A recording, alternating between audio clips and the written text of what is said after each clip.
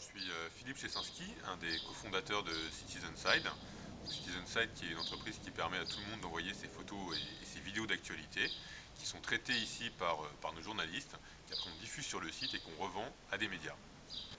Alors en fait justement, quand on reçoit ces images, photos et vidéos qui proviennent d'amateurs, il y a un travail journalistique qui est effectué par la rédaction, ici à CitizenSide. Et évidemment, l'un de nos premiers soucis quand on récupère ces photos et ces vidéos, c'est de vérifier d'une part que la personne qui nous les a envoyées est bien le titulaire des droits sur les œuvres, et d'autre part que ce qui est représenté sur ces images est la vérité.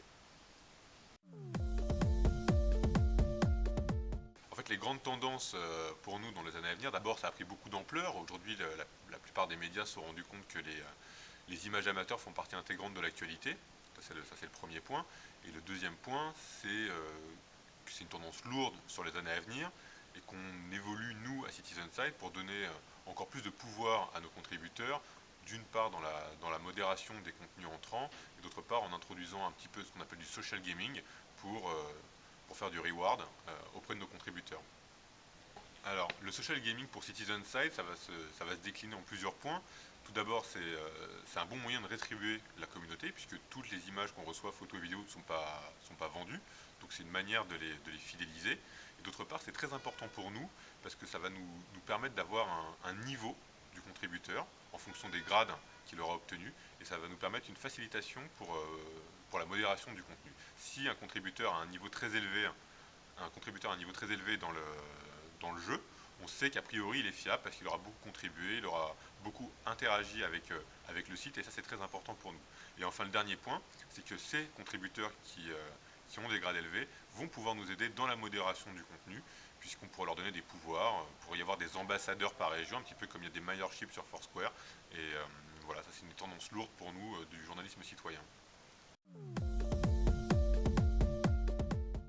Alors quand on s'est lancé, il y a maintenant presque 5 ans, on a eu beaucoup de difficultés. On nous regardait, les médias traditionnels nous regardaient avec des yeux en se disant c'est quoi ça, les photos amateurs, ça marchera jamais, on n'y croit pas. Donc il nous a fallu beaucoup de temps pour nous installer.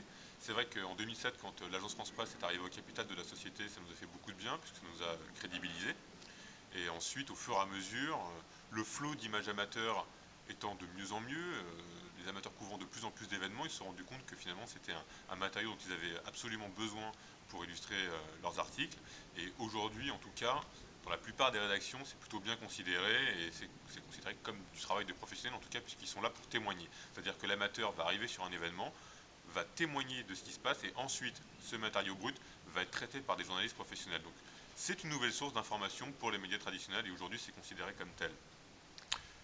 Effectivement, on travaille avec quasiment l'ensemble des médias en France. Aujourd'hui, ils viennent tous regarder ce qu'on fait, ce qu'on a comme image, et ils viennent tous, pas tous, mais quasiment, prendre des images, photos ou vidéos chez nous, que ce soit des grandes chaînes de télé, des magazines, des sites web, en France et aussi à l'international.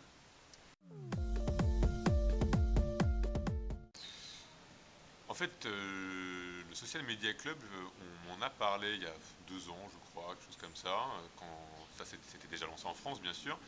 Et on m'a convié à une conférence sur les nouvelles pratiques du journalisme, à laquelle j'ai participé avec plaisir, et je trouvais ça très intéressant.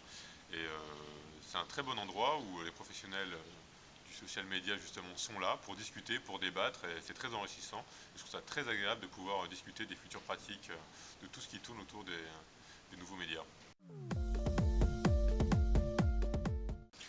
Je ne sais pas s'il y a des amateurs qui sont devenus des professionnels. En tout cas, on est pour eux, pour ceux qui veulent le devenir, on est une vitrine, ça leur permet d'exposer leur travail. Après, je ne connais pas suffisamment bien le parcours professionnel de chacun des contributeurs, mais ce que je peux vous dire, c'est qu'on a des amateurs chez nous qui font du travail des professionnels et qui couvrent beaucoup d'événements, et qui, pour moi, sont des professionnels.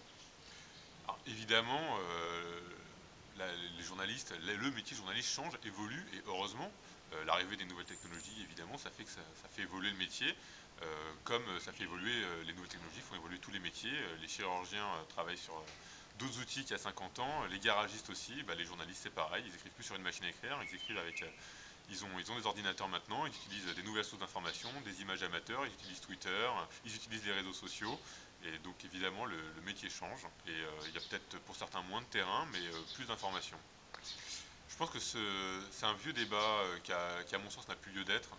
Un amateur pourra jamais faire le travail d'un journaliste. Le journaliste, c'est un métier en tant que tel.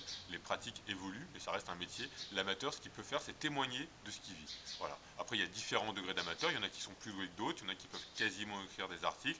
Mais néanmoins, il y aura toujours un regard journalistique sur un matériau amateur. Et voilà. Donc, juste le métier change, mais ça ne menace pas la profession de journaliste.